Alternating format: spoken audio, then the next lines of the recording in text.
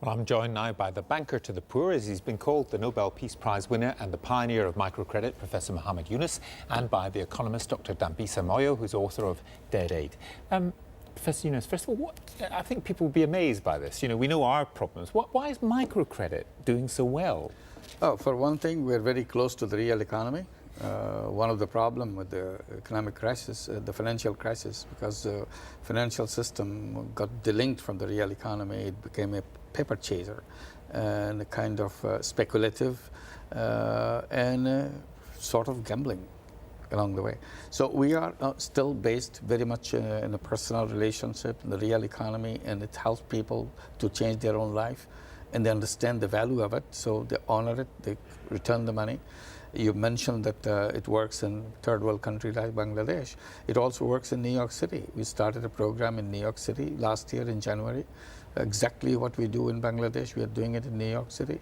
Today we have more than 500 borrowers in that program, all women. Nearly 100% repayment, it's 99.6% repayment rate. And while the big banks are collapsing in the same city, this one is moving on. Well, I was going to say, it sounds like old-fashioned banking. Know your market, know the people you lend to. It sounds like kind of common sense.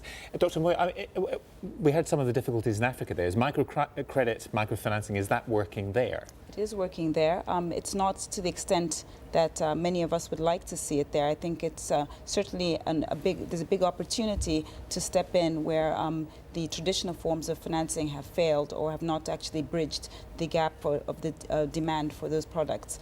Some of the work that Professor Yunus has done in Bangladesh is being replicated, but as I said, I think there's much more scope for it to be much more extensive across the continent. One of the things that we didn't get onto there is where does the original money come from? Because as part of the problem in the Western banks, that the machinery's kind of dried up, and we're trying to put oil in it. Where does the original money come from? Entire Grameen banking is done in a very local basis. We have right now 7.7 million borrowers.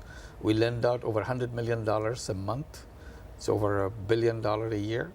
And all this money comes from the locality. We have 2,600 branches. Each branch is supposed to mobilize its own deposits and lend the money to the local people. So it's a local money, local people.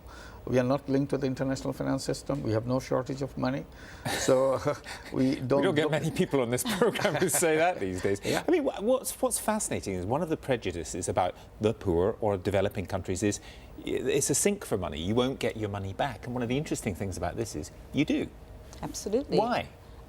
Because at the end of the day, people are looking for opportunities to invest and to generate an income. And I think what we've seen over the years is that when you give something for free in the form of aid, for example, there's a tendency for it not to work because there is no penalty, there is no responsibility on the borrower to return it. But in the context of Professor Yunus's programs and programs like it across the African continent, for example, there is an incentive to actually borrow and return so that you can continue to generate an income. This is very interesting stuff. I know your book is Dead Aid. I mean, are you suggesting that aid is somehow kind of dead hand on some economies in Africa because it distorts the economy, because it seems to be money for nothing, but it changes normal economic activity? Well, absolutely. I think that looking across over 60 years of the large aid packages going to Africa, my estimate over $1 trillion of aid has gone to Africa, and the results have been pretty poor. In terms of comparison, a very odd comparison with what Professor Yunus is talking about, we've seen enormous default over the 60 years at the government level, very poor performance, growth has declined over the 60 years, and poverty has increased. These are not the statistics that Professor Yunus is talking about. I think it's fascinating that if you want to get your money back, you learn to somebody who hasn't got much money. If you don't want to get your money back, you give it to a government. But I mean, in the context of this financial crisis, these are very important aspects.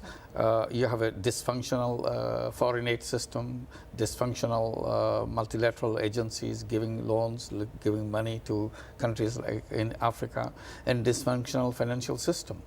But we are worrying about the crisis, which is a very important thing, how to get back. Get back to what? The same old system, do the same old thing? Right, well, I mean, are you both saying there's an opportunity? There is an opportunity. That's what I was going to ask you. This is the greatest opportunity to redesign, to rebuild. We're not talking about that. how to rebuild the whole financial system. A financial system which has ignored 2/3 of the world population should not be the one we should go back to. We should be becoming an inclusive financial system so that nobody is denied from this financial system. So do you see an opportunity for Africa in these terrible Absolutely. difficulties? Definitely. You This see is an an opportunity? opportunity to innovate. And, you know, it's a tragic way for African governments to be forced to innovate, but it's an opportunity to innovate all the same. And because we've seen such poor results from the traditional model, the state models of aid dependency, this is a fantastic opportunity to essentially replicate what has been successful in other regions of the world, developing regions of the world, which have actually not depended on aid to the extent that Africa has. Dr. Moyo, Professor Yunus, thank you both very much. Thank you.